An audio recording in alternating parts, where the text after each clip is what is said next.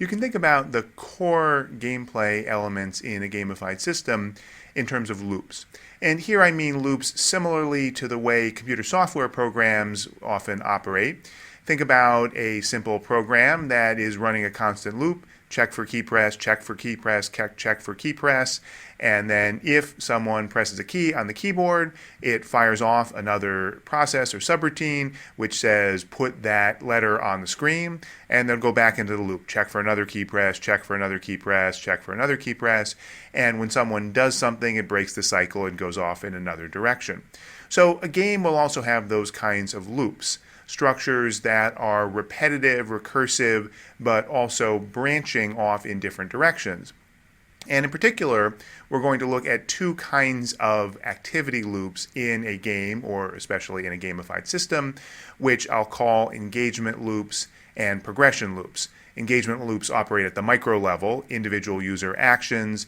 Progression loops operate at the macro level, broader structures of activity throughout the course of a game. So the first one is the engagement loop.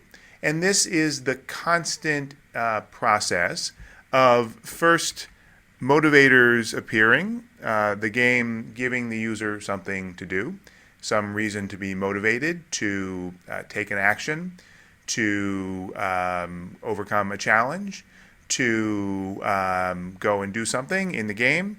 And then the motivation, if it's strong enough, effective enough, will lead to the action.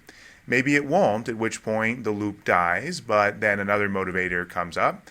And then at that point, the user takes the action. They want to get the points to get to the reward, so they go and spend time on that part of the site. That's the action. And then the user gets feedback. Once again, the importance of the user having clear, direct, and immediate feedback on what they're doing. Seeing the points they've received, seeing the level of their performance, that in and of itself then becomes a motivator. So that's why this is a loop. The action produces the feedback becomes a form of motivation, the motivation leads to more actions.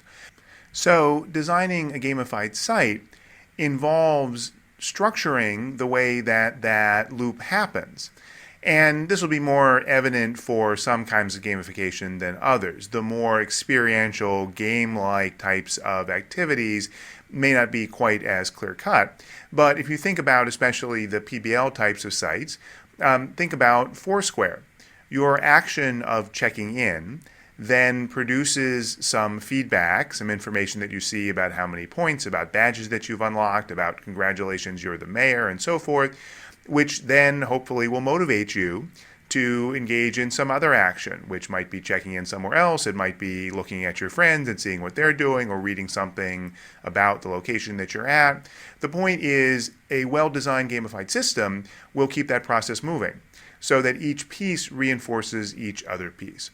That's the micro-level structure that drives forward the action in a gamified site. The way that motivation comes together with feedback and with the set of target behaviors.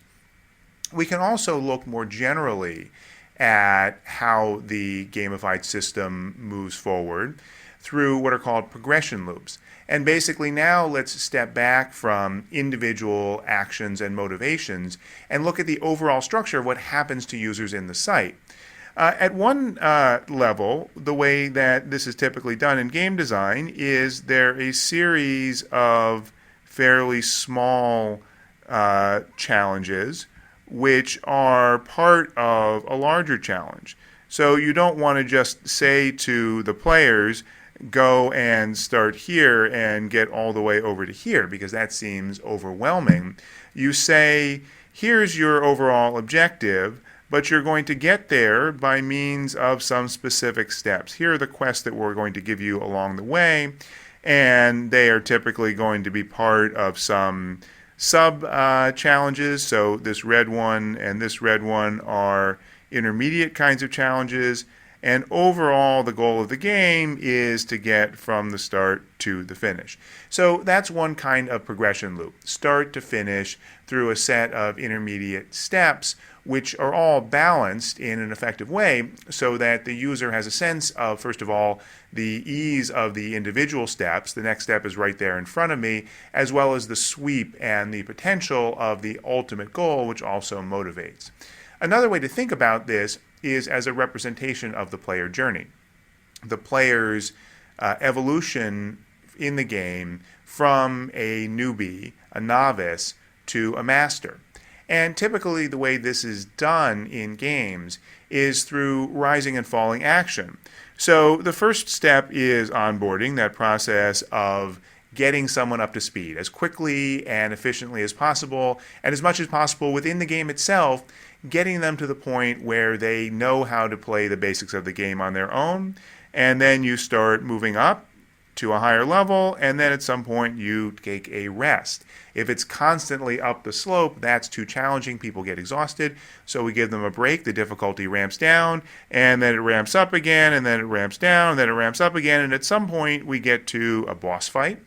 You'll recall this was one of the game components that I described, where the game says now you have a really hard challenge to conquer if you want to get to the next level. So this is typically a demarcation point of getting to the next overall major level or segment of the game, and an opportunity for real achievement, real accomplishment, demonstration of mastery over that part of the game.